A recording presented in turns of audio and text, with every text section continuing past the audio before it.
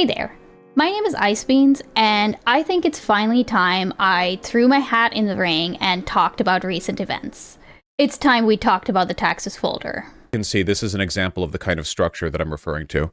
Okay, I'm only kind of kidding. What I want to talk about today is identity in streamer spaces and how you can fall into a cycle of defending behavior that you wouldn't otherwise support. I also want to talk about how I think you can get out of it. But first, a little more about me and my Twitch politics background. I first got into Twitch poll in 2020, around the time of the election when I started watching Vaush. At that time, I couldn't fathom people watching streams for longer than 2 hours, let alone 8, 9, 10 hours. Seemed completely crazy to me at the time. But after I found Demon Mama, I found myself doing exactly that. Even though I was never a huge chatter, this was the first streamer community that I felt like I was really a part of. I even called myself an imp, and I remember getting shit for that for what are probably obvious reasons. From Demon Mama, I found Dr. Heemdout, or as some of you might remember him as Heem. Heem was himself a Dylan Burns orbiter, an unapologetic Destiny fan, and a filthy, filthy capitalist. But his community was the one that really clicked for me. It became my community, and that community was so well-rounded and robust that to this day I'm still trying to emulate it. I met a lot of good folks out of Heem's community, and to this day some of those people are good friends and great chatters. That community helped to round out some of the more outlandish ideals that I'd taken from Demon Mama and to a lesser extent Vaush. So if you want to blame somebody for why I'm a dirty, dirty lib, you can blame Heem. Now Heem doesn't stream anymore, but I do. I started streaming around the start of 2022, and I've been slowly building my community ever since. I'm getting deported. They found out that I beat my cats. Oh, I'm sorry. Hi. And that I support eugenics. I'm not racist. I'm just realistic. And I support incest, and so I got a visit from the police. Heem went off into the wilderness to get his degree and become a doctor and have a kid and I guess live his own damn life. But before I could even start to see my own community as a replacement for Heem's, something happened that made me change my whole perspective on being a VGGer, an imp, or even a Heemer. The taxes folder. Okay, so for the two of you who don't know what the taxes folder situation is, let me give you a quick summary. In early 2024, Vaush accidentally opened his downloads folder on stream, revealing that next to his taxes folder was an impressive collection of AI porn featuring lolly subjects and horsecocks. The horsecocks were problematic for those people who didn't already know about Vaush's predilection for horsecock references, but the more pressing thing for concerned VGGers was the fact that their favorite streamer might be a lolicon, when Vaush himself had in the past equated liking lolly with more troubling implications. I think that if you have an interest in that sort of stuff, you should definitely be checking yourself as to why. You know, like, the thing that really bothers me about this shit, apart from the fact that anytime you want to look at, like, hentai on a hentai site, you have to, like, negate the tag lolly and thus 50% of the site's content. The thing that bothers me is people who pretend there's no relationship whatsoever between, like, drawn lolly shit and actual attraction to children. Of course there's a relationship between those things. It's ridiculous to pretend otherwise. So they need to be aware of that, if anything. Vaush famously excused himself by saying that he thought that they were short stack goblins. People canceled him left and right. Ethan from H3H3 put out a massive hit piece, and the VGG community has kind of been in a fortress arc ever since.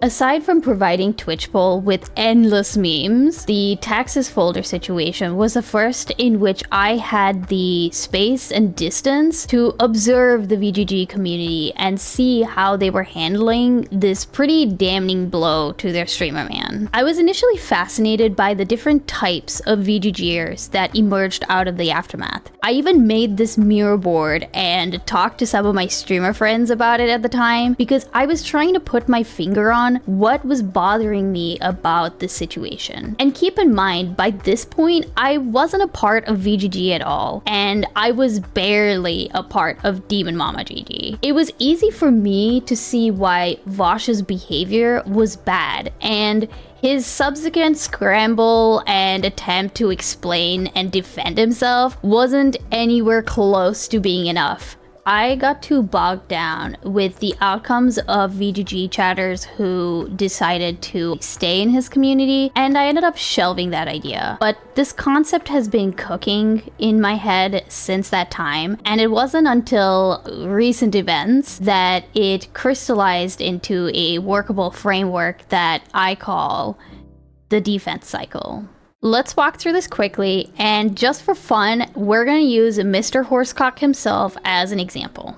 Let's say you have an incredibly popular but also incredibly problematic streamer. Over time, the community that doesn't find their behavior a deal breaker in one way or the other finds ways to defend and rationalize it. Well, this was a clip chimp. He apologized for that one, get over it. Okay, but this was actually a normal response given the circumstances. Over time, these debunk logs, as I like to call them, get longer and longer as more and more bad behavior gets excused away. And because of the unique position the streamer is in, they are able to give their supporters the language that they need to normalize the behavior. In return, the supporters that stay continue to rationalize future bad behavior and further limit their own ability to see when their streamer man takes an L. Now, if you're on the other side, pushing back against these foot soldiers, I mean fans, you might be tempted to engage with some of these rationalizations. Maybe you're attempting to break them out of the programming, or maybe you're just tired of the sweeping for their streamer man. Unfortunately for you though, you're not going to be able to debate bro them out of that position. And I think it's because of why they're participating in the defense cycle in the first place. There are many reasons why people in this space feel like they belong to the communities that they're in. They might have strong community ties, or they might really believe in the value of the work that the community is doing. Maybe they just really like the streamer figure. Maybe the streamer's work was the thing that pulled them out of a toxic mentality and onto a more healthier path.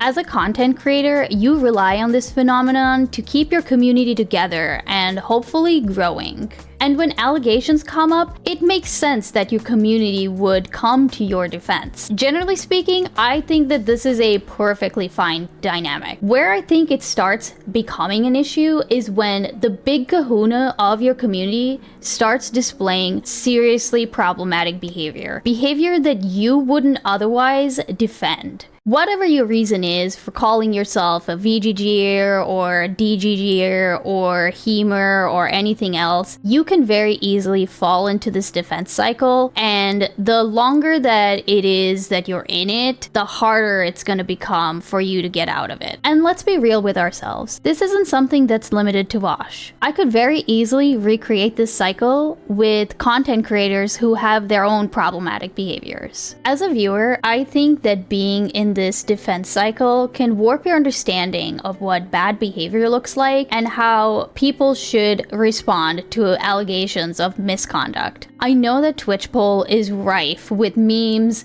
and edgy humor and wild hypotheticals that would turn away most normies, but at some point you have to admit that some of the behaviors that we as viewers defend are behaviors that we wouldn't tolerate in our own lives or from our own friends and peers or from the people that we look up to. And if you're a content creator, this kind of cycle can put you on a self-destructive path where the only people in your community are people who continue to tolerate your bad behavior. Beyond that, your content can drastically shift too, as the drama and defense of your behavior becomes the content. A really good example of someone whose content has drastically shifted in this way is Ethan from H3H3. He really forced me to do all this shit, man. But the world needs to know that he's actually the worst. If you think I'm just making this video out of spite, you're right. This is a spite video, but it's all true.